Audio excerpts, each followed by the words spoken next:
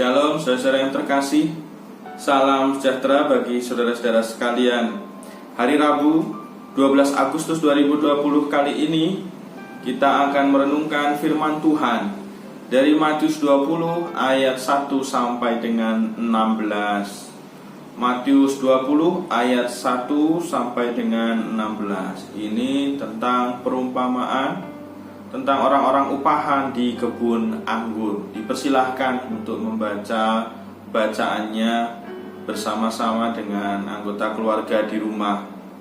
Saudara-saudara yang terkasih, dulu sudah agak lama ada iklan dengan quotes atau dengan jargon, susah lihat orang lain senang, senang lihat orang lain susah. Jadi ini kayak menyindir siapapun termasuk kita.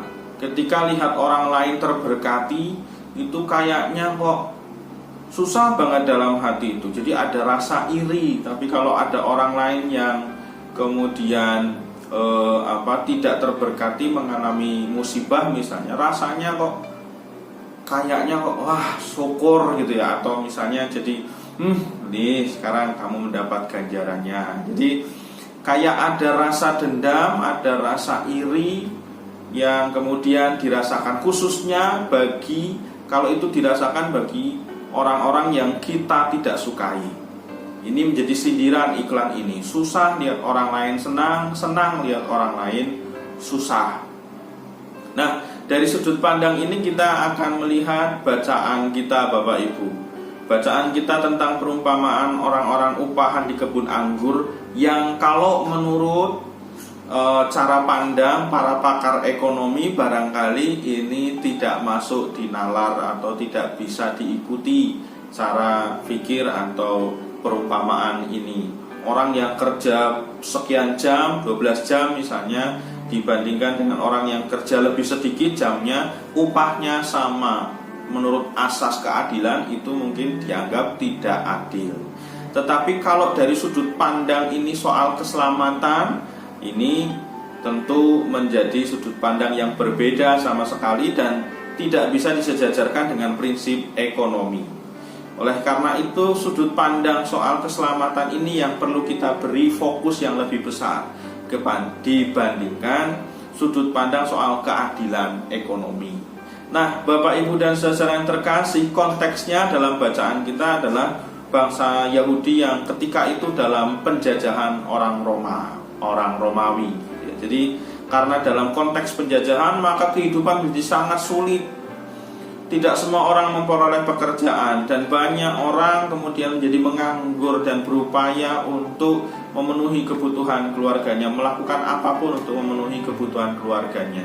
Nah, pemilik kebun anggur ini punya kesepakatan dengan pekerja yang pertama yang juga dalam konteks atau situasi berupaya untuk memperoleh pekerjaan untuk mencukupi kebutuhannya. Jadi kesepakatannya adalah 1 dinar dan ini berlaku menurut pemilik kebun anggurnya, berlaku untuk siapapun karena yang dicari adalah konteksnya kebun anggurnya segera selesai, harus selesai 1 hari itu.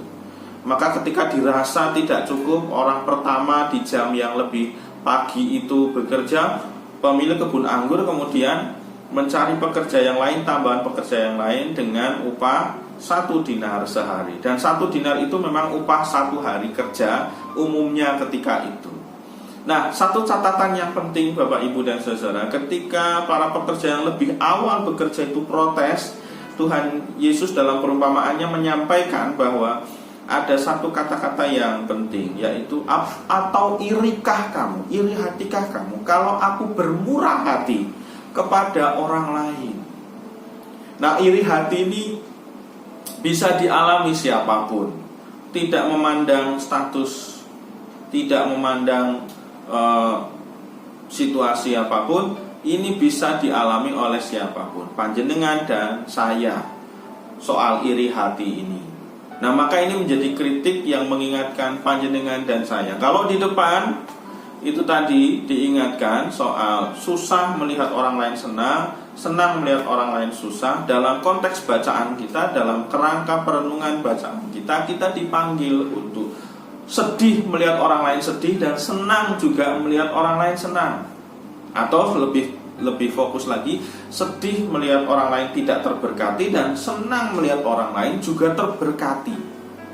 Panjenengan dan saya kemudian dipanggil melihat orang lain, bahkan orang yang kita benci juga dengan cara pandang yang demikian. Harusnya tidak perlu iri hati, harusnya senang melihat orang lain terberkati, dan sedih juga kalau orang lain, khususnya orang yang kita benci atau orang yang mengganggu di hati kita itu kemudian tidak terberkati, ikut sedih. Nah, panggilan seperti ini yang harus kita renungkan di hari Rabu ini, Bapak, Ibu, dan saudara.